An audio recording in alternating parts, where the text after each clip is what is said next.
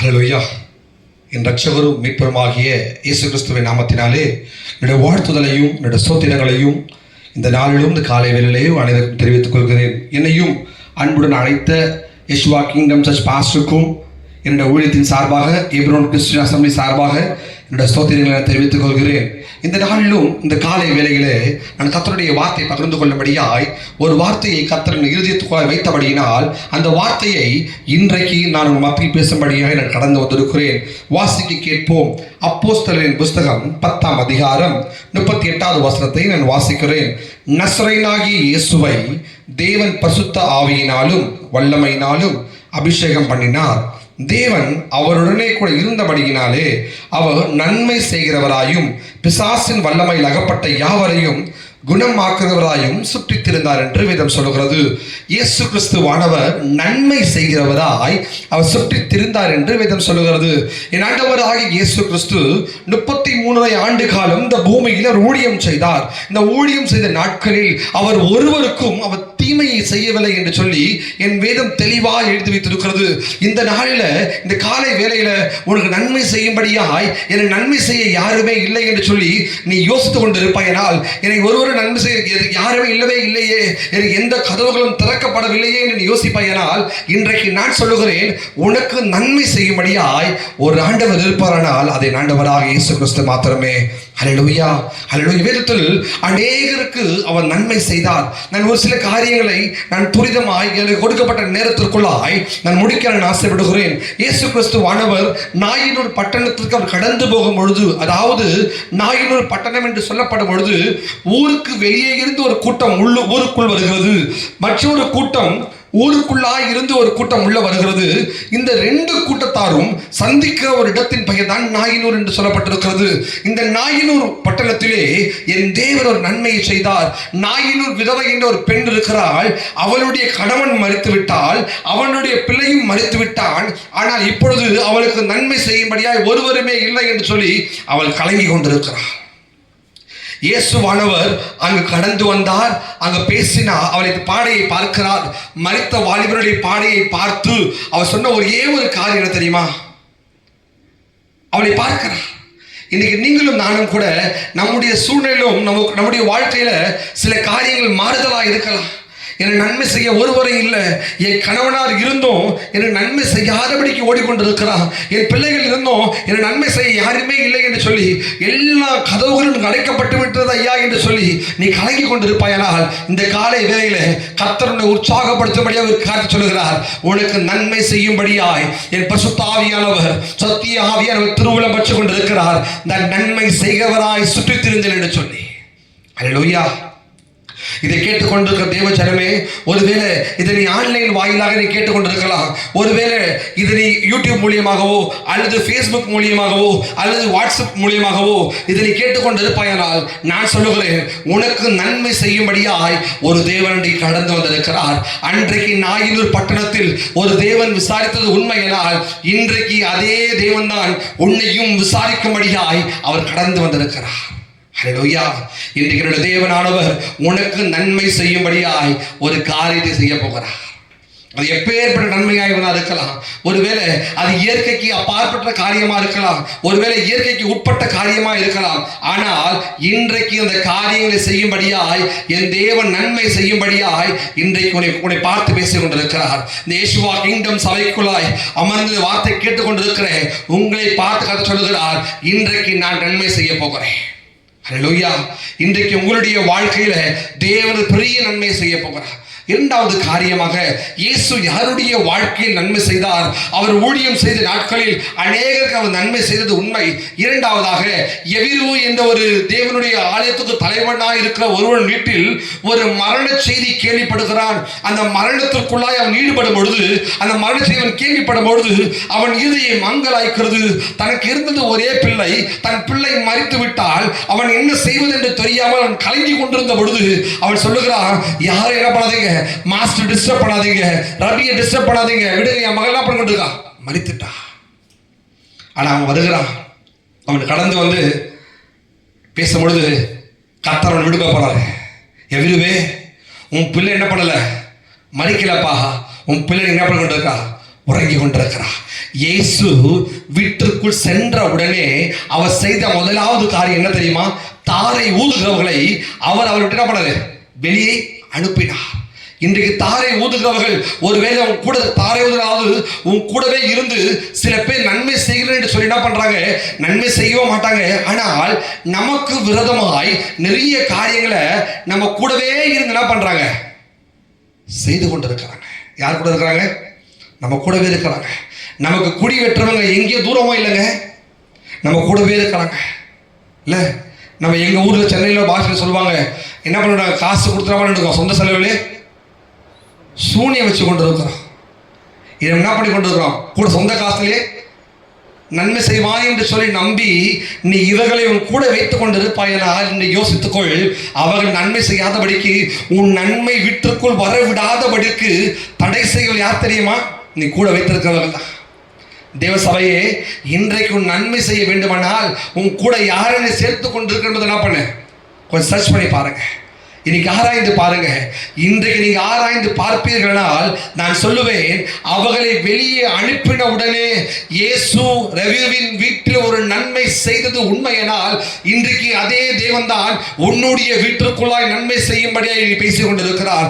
இன்றைக்கு என் வாழ்க்கையிலேயோ, என் குடும்பத்திலேயோ, அல்லது என்னுடைய ஊழியத்திலேயோ, அல்லது என்னுடைய வேலை ஸ்தலத்திலேயோ நன்மை இல்லை என்று சொல்லி நீ கலங்கி கொண்டு இருப்பாயனால், இன்றைக்கு நான் சொல்லுகிறேன், இன்னைக்கு உனக்கு நன்மை செய்யும்படியாய் இந்த இயேசுவா கிங்டம் சபைக்குள்ளாய் அமர்ந்து இந்த வார்த்தையை கேட்டுக்கொண்டிருக்கிற உங்களுடைய வாழ்க்கையில, உங்களுடைய வீட்டிற்குள்ளாய் இன்றைக்கு இந்த சத்திய ஆவியானவர் ஒரு நன்மையை செய்யும்படியாய் இன்றைக்கு திருவுளம் வச்சு கொண்டிருக்கிறார். ஹல்லேலூயா.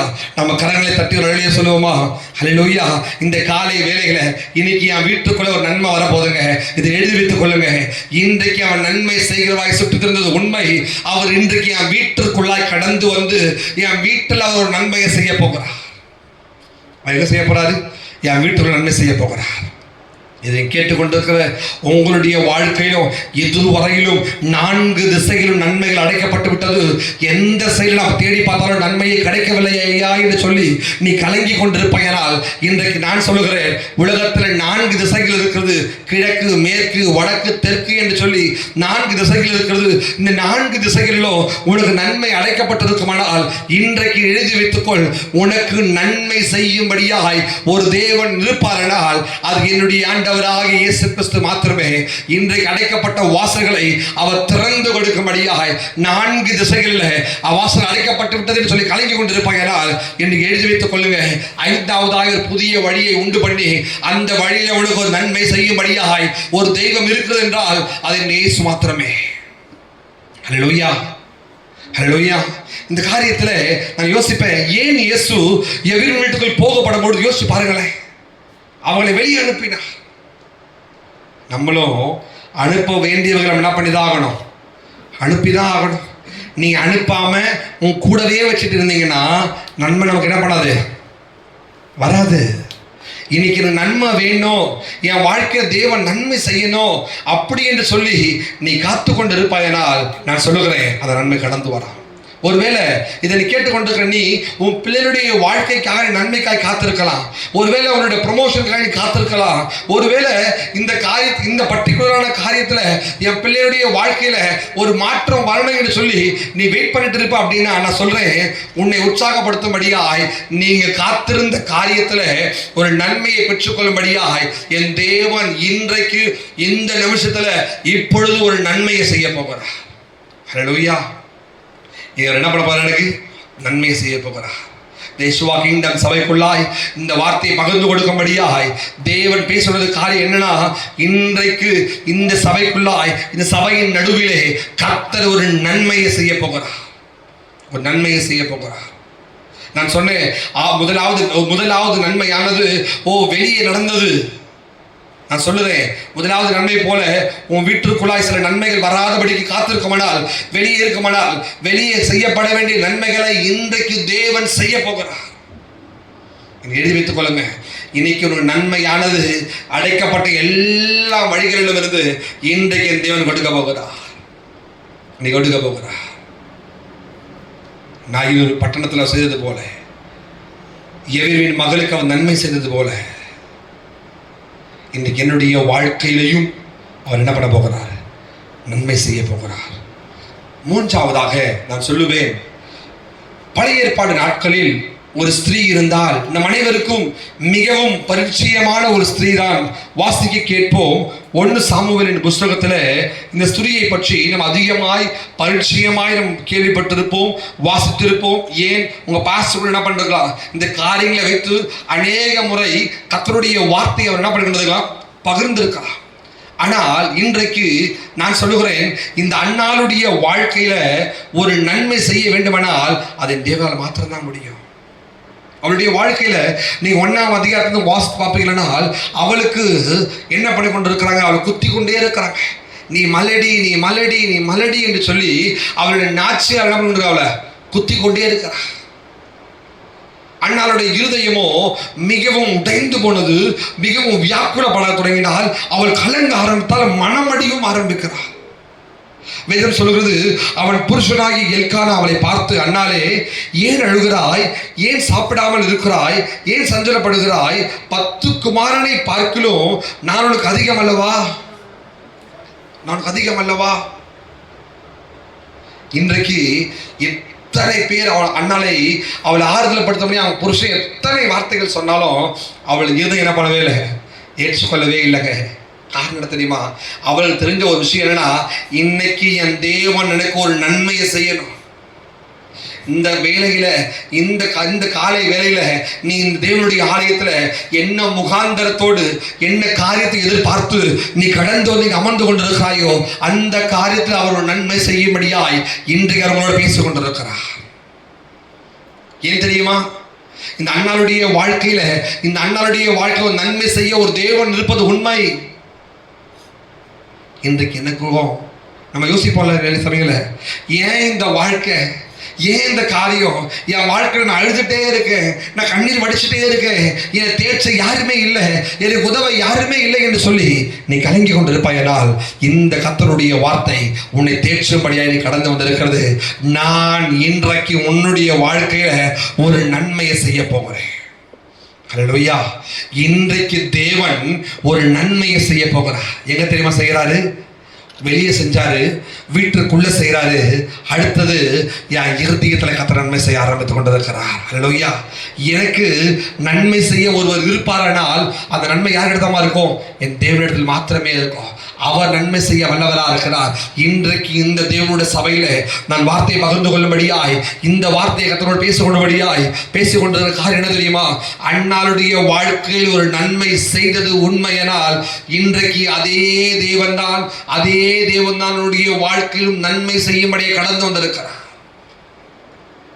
ஒருவேளை இதை மறுபடியும் நான் சொல்லுகிறேன், ஆன்லைன் வாயிலாக இதை பார்த்து கொண்டிருப்பீர்களானால் இந்த ஆன்லைன் வாயிலாய் கர்த்தர் இன்றைக்கு நீ இருக்கிற இடத்தில் ஒரு நன்மை செய்யும்படியாய் அவர் நின்று கொண்டிருக்கிறார். உன் வீட்டின் வாசற்படியில உனக்கு ஒரு நன்மை செய்யும்படியாய் தேவனை காத்து கொண்டிருக்கிறார். நீ பயப்படாதே. இதுவரை கலங்கி கொண்டிருக்கலாம், ஐயா என் வீட்டுக்கு நான் போனேன் அப்படின்னா என் வாழ்க்கை எப்படி இருக்கும், என் காரியம் என்னவா இருக்கும்னு சொல்லி நீ கலங்கி கொண்டு இருப்பாயால் இன்றைக்கு எழுதி வைத்துக்கொள். இன்றைக்கு நீ பயந்த காரியத்துல, நீ கலங்கி கொண்டிருக்கிற காரியத்துல, நீ துக்கம் கொண்டாடுகிற காரியத்துல ஒரு நன்மை செய்ய முடியுமானால் அதை ஆண்டவரால் மாத்திரமே நன்மை செய்ய முடியும். நன்மை செய்ய முடியும். நீ பயப்படாத தேவ சபையே, நீ பயப்படாதீங்க. நிச்சயமாய் அவர் இன்றைக்கு நம்முடைய வாழ்க்கையில நன்மை செய்துதான் அனுப்ப போகிறார். ஏன் தெரியுமா, அவர் நன்மைகளின் நாயகன். வேதம் சொல்லுகிறது, அவர் நன்மை செய்கிறவராய் என்ன பண்ணாரா, சுற்றி திரிந்தார். அவர் நன்மை செய்கிறவராய் சுற்றி திரிந்தார். இன்றைக்கு என்னுடைய வாழ்க்கையிலையும் அவர் நன்மை செய்கிறவர் என்ன பண்ண போறாரு, சுற்றி திரிய போகிறார். என் வீட்டில், ஒருவேளை என் வேலை ஸ்தலத்தில், ஒருவேளை என் படிப்பின் காரியத்தில், ஒருவேளை உன் பிள்ளைகளுடைய வாழ்க்கையின் காரியமாக இருக்கலாம், ஒருவேளை உங்கள் ஊழியத்தின் காரியமாக இருக்கலாம், ஒருவேளை நீ எதிர்பார்த்த காரியமாக இருக்கலாம். ஆனால் அந்த காரியத்தில் இன்றைக்கு கர்த்தர் இந்த காலை வேளையில திருவுளம் வச்சு கொண்டிருக்கிறார். உனக்கு ஒரு நன்மை செய்யும்படியாய் இன்றைக்கு சத்திய ஆவியானவர் சொல்லுகிறார். இன்றைக்கு கேட்டுக்கொள்கிற இந்த இமைப்பொழுதுல இப்பொழுது ஒரு நன்மை தோன்ற போகிறது. ஹல்லேலூயா. இனி நன்மை வரப்போதுங்க. நன்மையை எதிர்பார்த்து நான் சோர்ந்து போயிருப்பேன் அப்படின்னா நான் சொல்றேன், நீ சோர்ந்து போகாத. வேதம் சொல்கிறது, தேவனால் கூடாத காரியம் கிடையாது. ஒன்றுமே இல்லவே இல்லை. இன்னைக்கு உன்னுடைய பார்வைக்கு அது ரொம்ப கஷ்டமா இருக்கலாம். இந்த நன்மை, ஐயோ இந்த நன்மை எப்படி வரும், உன் பிள்ளையோட படிப்பின் காரியத்தில் இந்த நன்மை எப்படி வரையும்னு சொல்லி காத்திருப்ப. ஒருவேளை உன் வாழ்க்கையின் காரியத்தில் நன்மை எப்படி வர சொல்லி கலங்கி கொண்டு இருப்ப. என் அப்பா அம்மாவுடைய வாழ்க்கையில, என் அண்ணனுடைய வாழ்க்கையில, என் தங்கையுடைய வாழ்க்கையில இந்த காரியம் நன்மையாய் மாறுமா, என் குடும்பத்துல இந்த நன்மை மாறுமா, நன்மை கிடைக்குமா, நன்மை கிடைக்குமா, நன்மை கிடைக்குமா என்று சொல்லி நித்தமும் நீ புலம்பி கொண்டு போயனால் இன்றைக்கு நீ எழுதி வைத்துக்கொள். வேதம் சொல்லுகிறது, இந்த அன்னாளை பற்றி அவள் பிற்பாடு துக்கமுகமாய் இருக்கவில்லை. ஏன் தெரியுமா? அவ சொல்றா பாருங்க, 1ஆம் அதிகாரம் 27ஆம் வசனம் சொல்லுகிறது, இந்த பிள்ளைக்காக விண்ணப்பம் பண்ணினேன், நான் கர்த்தரிடத்தில் கேட்ட என் விண்ணப்பத்தின்படியே எனக்கு கட்டளையிட்டார். எனக்கு கட்டளையிட்டார்.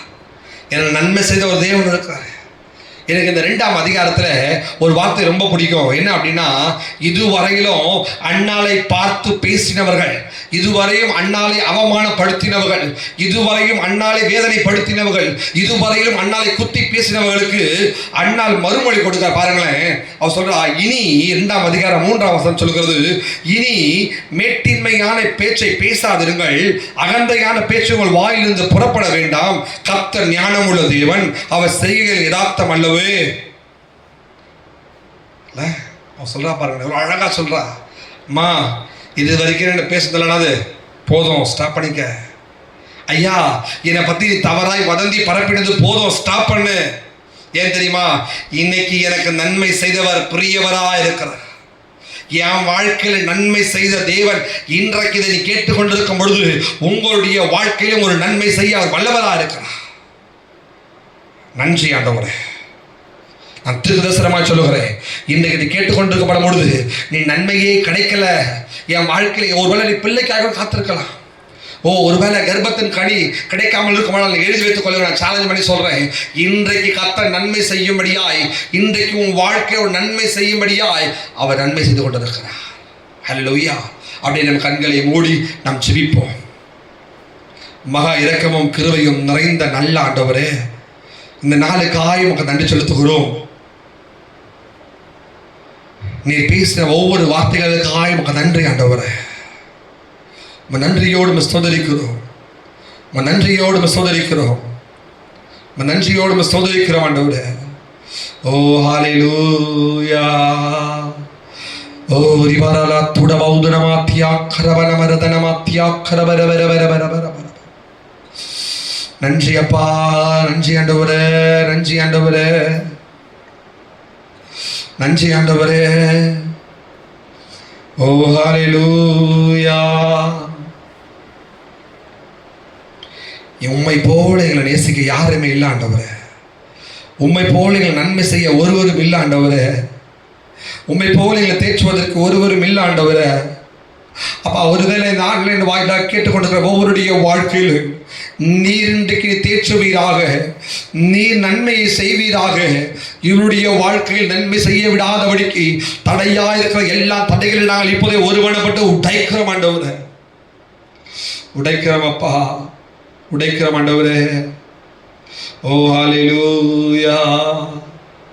ஓ ரிமாக்க பௌதுனமாத்தியா கரபரபரபல குடவரபரபர லிக்கரபலபௌ ஷபரபௌதனமாத்தியா கரபரபரதனபௌதியா கரபரபரபரபர. நன்றி ஆண்டவரே, நன்றி அப்பா, நன்றி ஆண்டவரே. தாயும் அவரே, தந்தையும் அவரே, தாயும் அவரே, தந்தையும் அவரே. தாலாட்டுவார் என்னை சீராட்டுவார், தாலாட்டுவார் என்னை சீராட்டுவார். யார் என்னை கைவிட்டாலும் இயேசு கைவிட மாட்டார். யார் என்னை கைவிட்டாலும் இயேசு கைவிட மாட்டார். வேதனை துன்பம் நெருங்கும் போதெல்லாம், வேதனை துன்பம் நெருங்கும் போதெல்லாம் வேண்டிடுவேனே என்னை காத்திடுவாரே, வேண்டிடுவேனே என்னை காத்திடுவாரே. யார் என்னை கைவிட்டாலும் இயேசு கைவிட மாட்டா. யார் என்னை கைவிட்டாலும் இயேசு கைவிட மாட்டா. ஆண்டவரே, எங்களுடைய வேதனை, துன்பம், கண்ணீர், கஷ்டங்கள் நெருங்கும் பொழுதெல்லாம் நாங்கள் வேண்டிக் கொள்வதற்கு முன்னமே நீர் எங்களுக்காக இறங்கி நன்மை செய்த உண்மையினால் இதை ஆன்லைன் வாயிலாக இந்த சபைக்குள்ளாக கேட்டுக்கொண்டிருக்கிறவர்களுடைய வாழ்க்கையிலும் நீர் இப்பொழுதே ஒரு பெரிய நன்மையை செய்வீராக. விதம் சொல்லுகிறதே, ரட்சிக்கக்கூடாதபடி கர்த்தருடைய கைகள் குறுகி போகவும் இல்லை, கேட்கக்கூடாதபடி செவிகள் மந்தவும் ஆகவும் இல்லை என்று சொல்லுகிறதே. ஆண்டவரே, நீர் இப்பொழுதே இவருடைய வாழ்க்கையில் ஒரு நன்மையை செய்வீராக. இப்பொழுதே நீர் செய்வீராண்டவரே. உங்கள் நன்மைகள் வெளிவரட்டும் ஆண்டவரே. மீதமாக காரியங்களை பொறுப்படுத்தி உயர்த்துவீராக. எல்லாம் துதியும் கனமும் மகிமையும் ஒருவருக்கு மாத்திரம் உரித்தாக்குகிறோம். இயேசுவின் மூலம் நல்ல பிதாவே. ஆமென்.